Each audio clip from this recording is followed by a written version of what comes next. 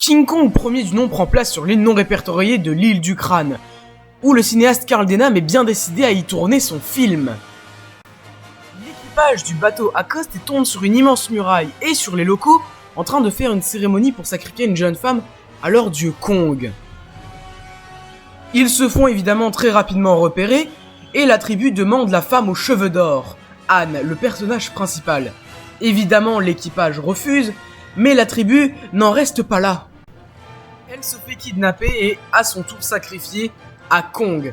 Et là, on découvre que Kong est un gorille à dos argenté de 6,20 m de haut. Mais au lieu de la tuer, bizarrement, le géant semble s'éprendre d'elle. Il l'emmène dans la jungle. Mais là, les marins foncent dans la jungle pour sauver Anne. Et dans leur périple, ils rencontreront un tas de créatures géantes, bizarres et terrifiantes, telles que des dinosaures, comme un stégosaure qu'ils arriveront à abattre avec une grenade à gaz, ou encore même un élasmosaure qui les dévorera, ou toujours le tout-puissant Kong, qui les jettera d'un ravin. La plupart n'y survivront pas, mais Kong est subitement alerté par les cris de Anne, qui se fait attaquer par un tyrannosaure. Kong arrive à la rescousse de Anne, et arrive à écraser la bête en lui éclatant la mâchoire. Mais un des marins a survécu, Jack. Il vole lui aussi à la rescousse de Anne, arrive à la sauver et la ramène à bon port. Mais Carl Denham voit en Kong un potentiel d'amuser le public bourgeois de New York, le capture et quelques mois plus tard, Kong est à l'affiche de Broadway.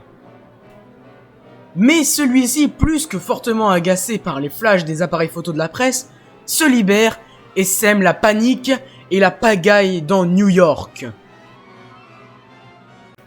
Avant de grimper sur le plus grand immeuble du monde à cette époque, l'Empire State Building, s'ensuit le passage le plus emblématique du film, la bataille avec une escouade de 4 avions, où malheureusement Kong finira par succomber à ses blessures dans cette scène plus que déchirante.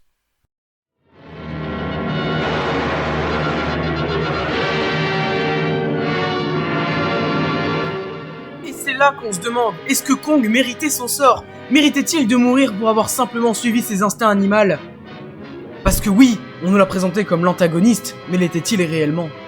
Ian Cooper et Ernest Schutzack ainsi que Edgar Wallace ont écrit et réalisé Kong, aidés par Willis O'Brien qui a inventé une technique révolutionnaire pour l'époque, la stop motion, qui consiste à prendre image par image une figurine en mouvement, une seconde nécessitant 24 images.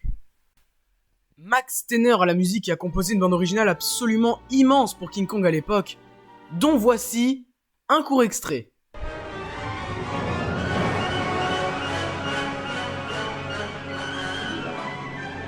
Et ça y est, Kong est devenu une icône incontournable de la culture pop, à tel point qu'on verra même des déclinaisons japonaises.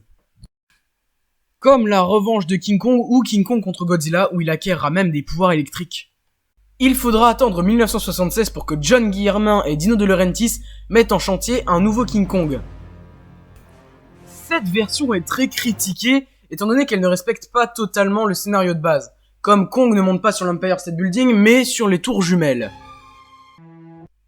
Mais cette version est aussi une petite révolution dans les effets spéciaux, car celle-ci dispose d'animatroniques comme des mains géantes et même la réplique taille réelle de Kong de 12,50 m, qui apparaît 1 seconde 60 dans le film. Soit la seconde et demie la plus chère du cinéma. Il faudra une fois encore attendre 2005 et l'oscarisé Peter Jackson, qui sort tout droit de la trilogie du Seigneur des Anneaux, pour avoir un remake plus que potable. La plupart des scènes sont reprises au plan près, la sublimation du film de 1933, avec une musique extraordinaire composée par James Newton Howard. Cette version n'a rien à envier à l'original, c'est vraiment extraordinaire. On y retrouve un Kong plus puissant que jamais, animé par la technique de la performance capture, qui consiste à enfiler une combinaison avec plein de points lumineux pour capter les mouvements retranscrits sur un ordinateur en 3D. Cette version est extrêmement appréciée, mais comme toutes les versions, malheureusement Kong finit par mourir. Mais là, c'est encore plus émouvant que dans le film original. C'est la fin de cette vidéo et de ce premier remake. D'autres remakes arriveront, mais bien sûr, je ne vais pas faire que ça. Je vais faire d'autres choses aussi.